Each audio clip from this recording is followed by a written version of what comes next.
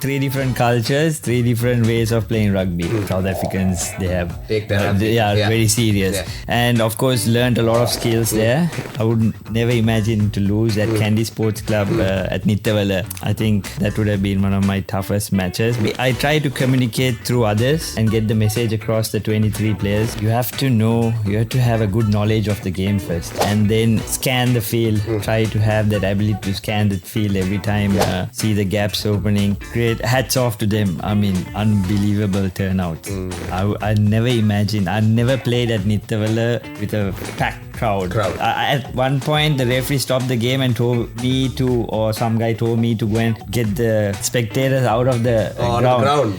But there was no place. What has been that power move which really changed you? Keys to success is I think for me was my wife. She's the one who criticized in rugby. Right. Okay. And I appreciate it. And son, of course, he loves me watching games, and he'll also criticize if I don't score a try or if I didn't pass. He has a good knowledge of the game. I think he doesn't play much, but I think he has very good understanding. Okay, so do you believe Ratwatte Jr. will also end up in the Sri Lanka national side one day? You hope so? I hope so, but I'm not pushing it. It's up to him to choose what he wants and enjoy. Make him be the rugby player you were. I let him.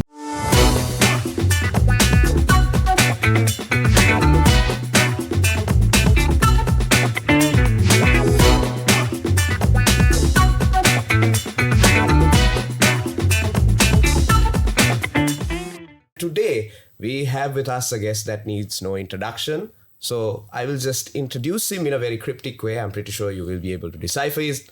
He is the Tusker leading all Tuskers here in Sri Lanka. So he's none other than Nigel Ratwatte, captain of the Sri Lanka rugby team. Nigel, welcome on board PowerMoves. Thank you very much, Jayamal. Thank you for having me on the PowerMoves show. Definitely, Nigel. How are you feeling these days? I heard you had a bit of a setback, but you're back up on your feet. Yeah, back up on my feet, but still the recovery is a bit slow, but I think I'll get there soon. Great. So during the course of the episode, we will be talking about Nigel's personal journey, how his leadership has improved from the club rugby circuit all the way up to the summit of Sri Lanka Rugby representing the national team. And also we will be talking about inspirational insights of Nigel's life, how he made it to where he is today.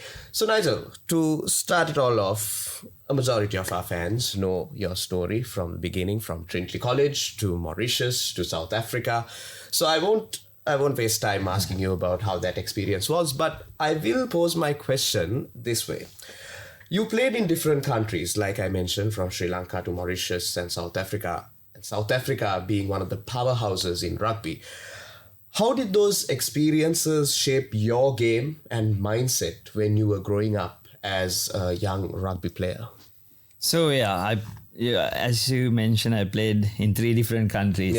So three different cultures, three different ways of playing rugby. Sri Lanka was the base that I picked up the ball and kind of knew how to play the game, basic rules. And then when I went to Mauritius, it was more of a social. So I used to play with different kids from different countries, South Africans, Mauritians, French. And then they had their different style of playing and tried to adapt to each style. And then when I got the opportunity to go to South Africa, it got serious. Right. Because all South Africans, they have take their very serious. And of course learned a lot of skills there. And I think that's how I improved my rugby while I was in South Africa. Right. Okay. So when you were growing up and moving countries, going from Sri Lanka to Mauritius to South Africa, coming back to Sri Lanka, did you ever imagine that you would be leading Sri Lanka's national side? No, not at all. I never had that, or I've never imagined that. So I'm very happy and so that vision to play for Sri Lanka was there, but you never imagined you'd be able to lead the Tuskers at one point. At one point, I didn't even know that whether I'll end up back in Sri Lanka, come back to Sri Lanka. Okay. I thought my life will settle in Mauritius because my parents were there, and then when I came I actually came in 2010 for a year, and I was supposed to go back to South Africa to do my piloting. And ended up here. I did my piloting here and ended up living here, married with a kid. I see. Yes, Okay, so be all and end all is Sri Lanka now. Now one and only Sri Lanka. So once you came back and you enlisted yourself in the Kandy rugby team and the Kandy Sports Club playing a pivotal role shaping your rugby career, how do you feel looking back at the club rugby career of your life? Because you hung up your boots earlier this year, leading the Kandy side to another title after a slight glitch in the previous year. What sort of reflections do you have about that career? I mean, I think I've had a great run at Kandy Sports Club. I've enjoyed myself thoroughly at the time I've been there. And the rugby has been really great, except for the year that we didn't win. But, always you learn from the setbacks. But I'm very happy to have ended my rugby career at Kandy Sports Club. So during your period playing for Kandy Sports Club, you've won the lot, so to speak, from the league title to the sevens to the knockouts, everything. Looking back at all of that, reminiscing, can you tell me what was this is in the club rugby circuit, one of the toughest matches you have played, and where did you find the strength to pull through during that match?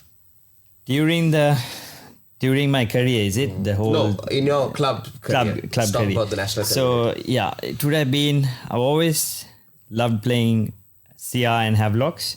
And I thought that one of the toughest matches was last year when we got beaten by CR. Yeah, so I would never imagine to lose at Kandy Sports Club at Nittawala to CR. So I think that would have been one of my toughest matches because we didn't win. Right. So what do you think CR did well on that day to pip you to the win? I mean, they played really good rugby that day. I think that was they had a bit of luck also, the ball bouncing on their way. But I mean, they played good rugby. We didn't match them on that day, so I hats off to them on that year. So how has the support been from your teammates, the coaches at Kandy Sports Club over the years? Are there any special mentions you want to make of any teammates and coaches who have given you inspiration in your journey? I wouldn't go. I mean, if I wouldn't mention anyone because I don't want to miss out anyone. I understand. So I would like to thank everyone who has been a part of my journey, and at coaches to players to families, supporters. I mean, thanks to everyone who has been part of my journey. Great. So moving from the club rugby scene to leading the national side, we recently had a very exciting clash between Sri Lanka Rugby and the under 85 rugby team all the way from New Zealand. And when it comes to New Zealand, we know how passionate they are about rugby, and we know how stellar of a rugby administration and structure New Zealand have. So I believe it was a big win for Sri Lanka to be hosting a side from New Zealand in 2025. Unfortunately, you couldn't play the second leg, but you were there in the first leg. Can you tell me what sort of experience it was? And we were coming from a dominant win against Malaysia a couple of weeks before, 59-19, I believe.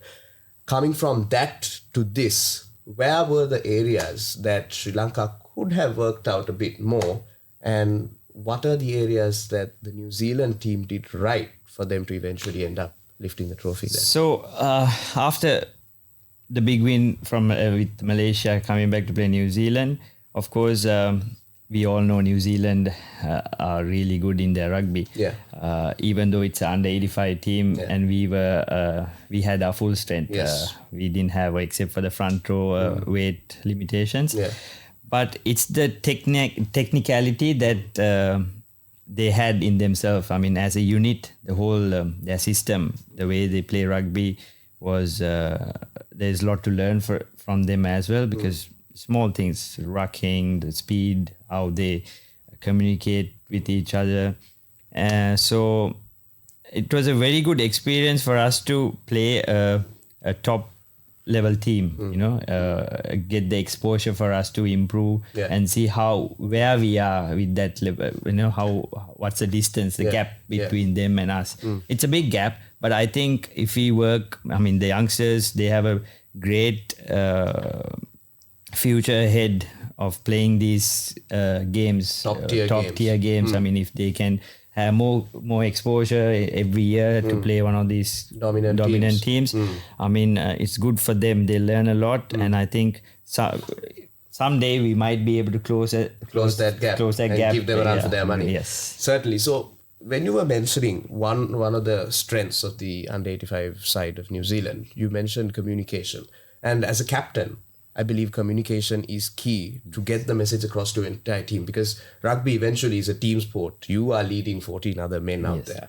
So for any budding ruggerite or a captain who is leading a side, school circuit or club circuit, what is the message on communication you will give? How good of a communicator do you have to be as a player and as a captain when you're playing rugby? So what I do is I try to pick few players, because I don't want to be the only communicator in the team. Some people, sometimes they get bored. Okay, he's talking always to me, always. Yeah. So I try to communicate through others and get the message across the 23 players.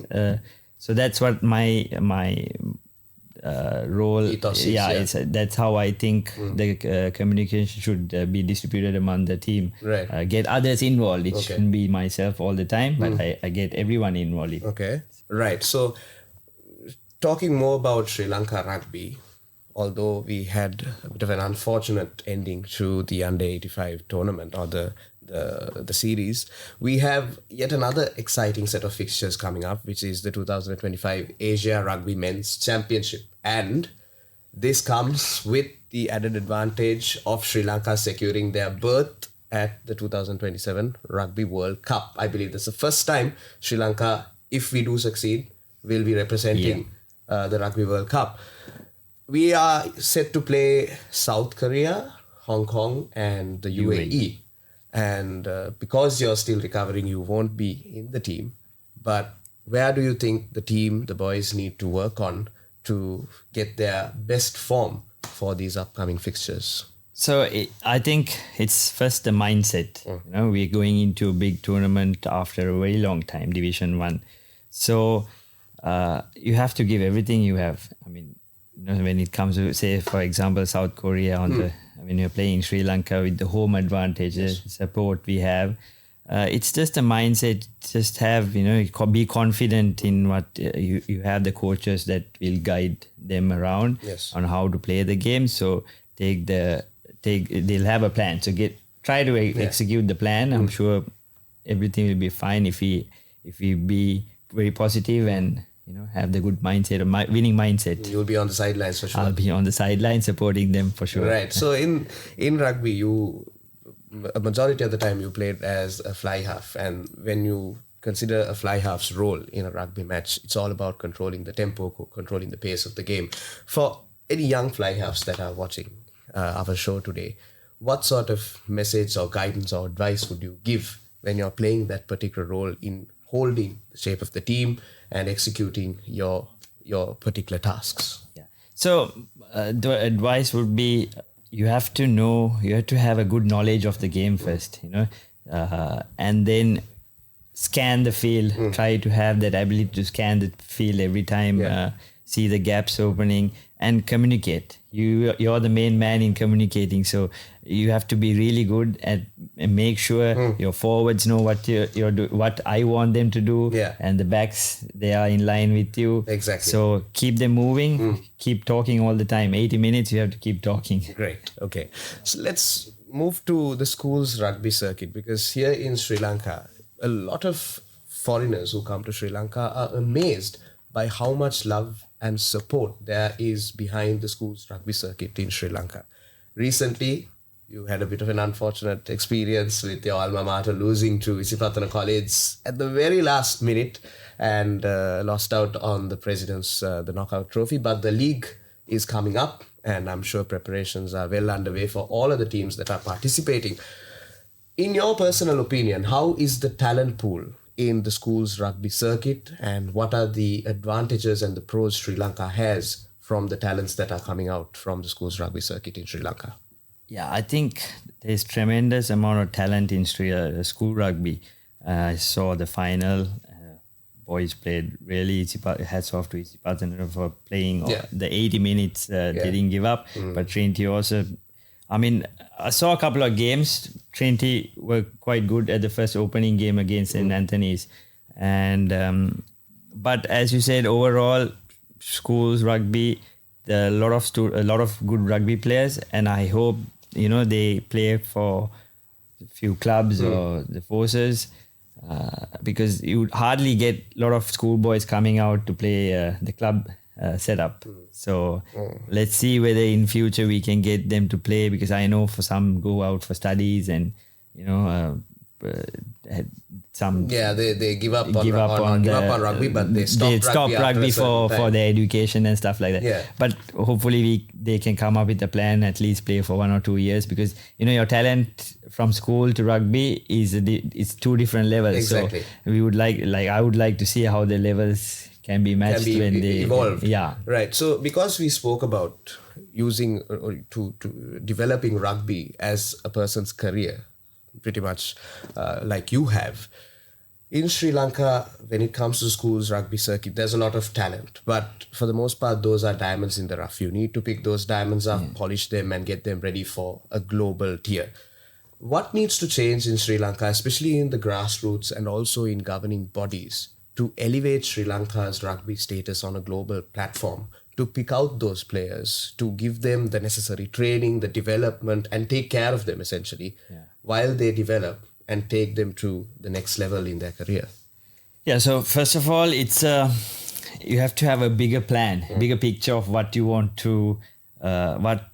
Sri Lanka rugby to be in maybe another 5 years, 10 years time. Yeah. So for that, we need to have a proper system. I've always said this, you need to get the proper system in line, and have to have the proper training, you have to get the proper coaches for national, and then you have 2 separate things. You can't have, in my opinion, you can't have the same person, it's not going to work. Yeah.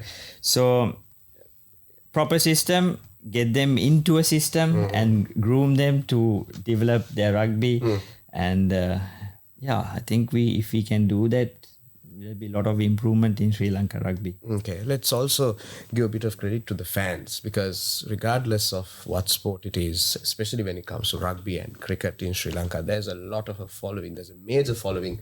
There's a lot of passion behind it. We saw it even when the under-85s of New Zealand came down. The stadiums were packed to the rafters, so to speak, and that was the literal embodiment of that adage. So what sort of remarks do you have to give about the fans, Kandy Sports Club fans, Sri Lanka rugby fans of the entire rugby fraternity?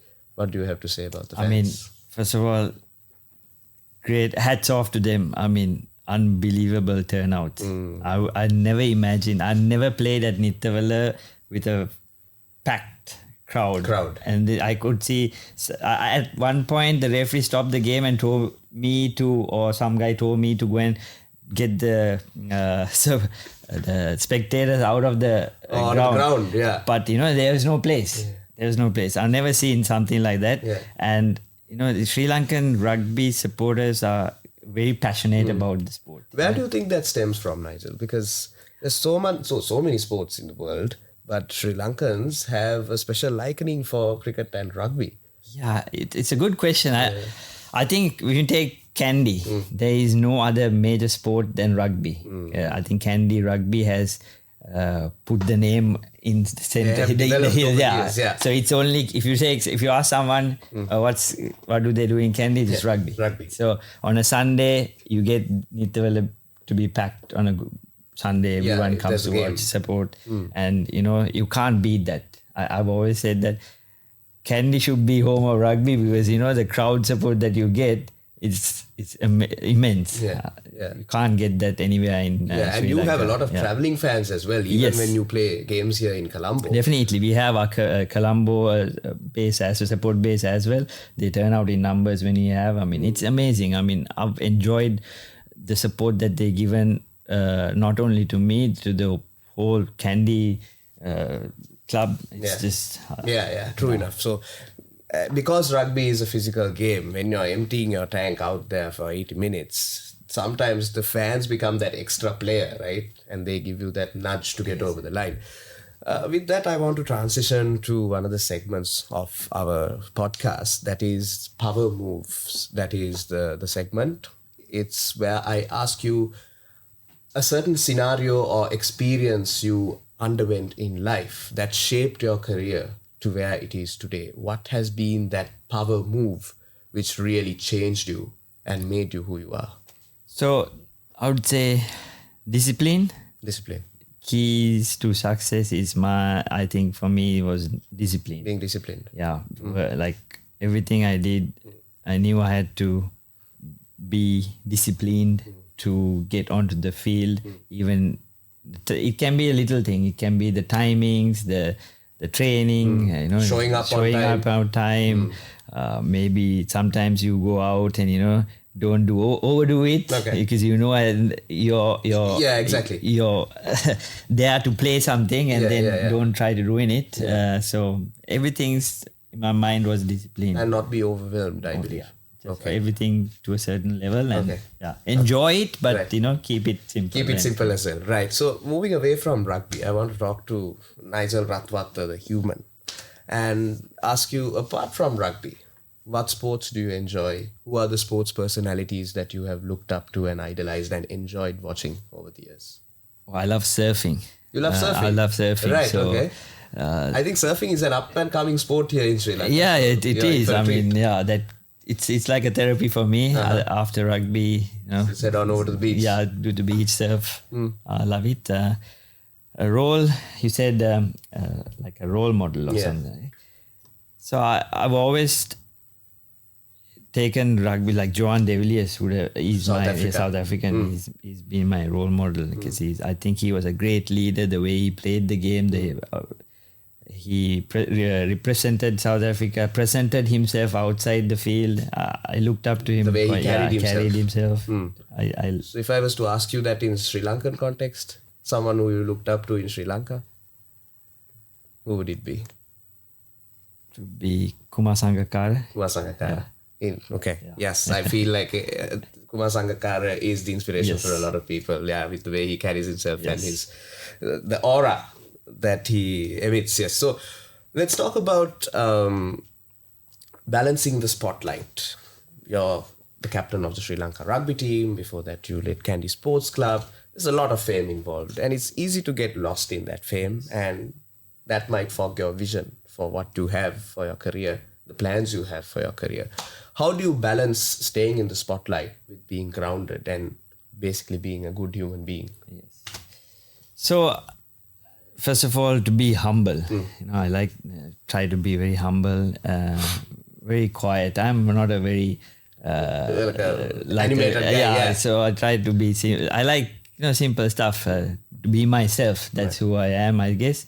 And the support, I always get a lot of messages on Facebook, Instagram, and I try to help them because they take their time to send me a message, and I think they take the time to send, so I should be able to take my So I try to do as much as I can and try to interact with all the support your followers So pretty much be a normal, like a human being. It's very simple. Great. So before the podcast started, you and I were having a chat and we were talking about your family, and I'll give you the space to speak a bit about your wife and your son, who you love very dearly, don't you? Definitely. I mean, my wife is like she's the one who criticizes in rugby. Right. Okay. And I appreciate it. So she's your biggest supporter critic. So if I have a bad game, she'll say, you had a bad game, and I appreciate it because she telling me, and I know, okay, maybe I didn't have it. She comes from a good place. And then I try to work harder. And son, of course, he loves me watching games. I think it's one of he loves to support it, and he'll also criticize. If I don't score a try or if I didn't pass, I was like, okay. So he's already gotten an understanding of the game. He has a good knowledge of the game. I think he doesn't play much, but I think he has very good understanding of the game because he's been watching and he's been involved in the game for so long, and so very big supporters. Of course, there are others who have been supportive as well. My parents, my mother, my father, then my mother-in-law who's helped So you us. have a very healthy support system. Yes. Apart from the fans and the love you get from the fans, your innermost circle. Yes, and also of very course supportive. there is Malik, who's been very supportive towards me. He's guided me throughout my career. Okay. And appreciate to everyone who has supported me. I might have forgotten some of the missed out on a names, couple of names, but yes. sorry. But in my heart, I know everyone's who has supported me. I appreciate everyone. Okay, so do you believe Ratwatte Jr. will also end up in the Sri Lanka national side one day? You hope so? I hope so, but I'm not pushing it. It's up to him to choose what he to wants decide. and You're not enjoy. going to make him be the rugby player you were. I let him be. Let him choose what he Write wants. his own Yeah. story. Great. Okay, so before we wrap up tonight's episode of Power Moves, I wanted to talk to Nigel about one last segment. It's called Fuel the Climb. So I mentioned to you before the show started, it's a quote or a philosophy that has shaped your career. I know you said it was discipline earlier, but if you can mention a quote or a philosophy or something you just basically live by on a day-to-day so that our audience can also maybe get some inspiration, be inspired by it, take that home, apply that to their lives as well. I'll just say keep it simple. Like be humble, work hard. Yeah. And that works. Yeah, that works. Be humble, work hard. Because if you have your goals in mind and if you work hard, you can achieve it. And earlier I said discipline, work hard, achieve your goals. Achieve your goals. It's a very simple plan. Have the discipline, put in the hard work, achieve your goals. Nigel Ratwatte, captain of the Sri Lanka Rugby team, was our guest on Power Moves episode 2. Nigel, thank you very much for making the Thank time you for very us, much. coming all the way Yes. from Kandy in this incessant rain and weather as well. Thank you very much. We hope to have you back on one of our shows again soon. Thank you very much. It was great having a chat with you and thank you for having me on your show. Likewise, Nigel. It's a pleasure.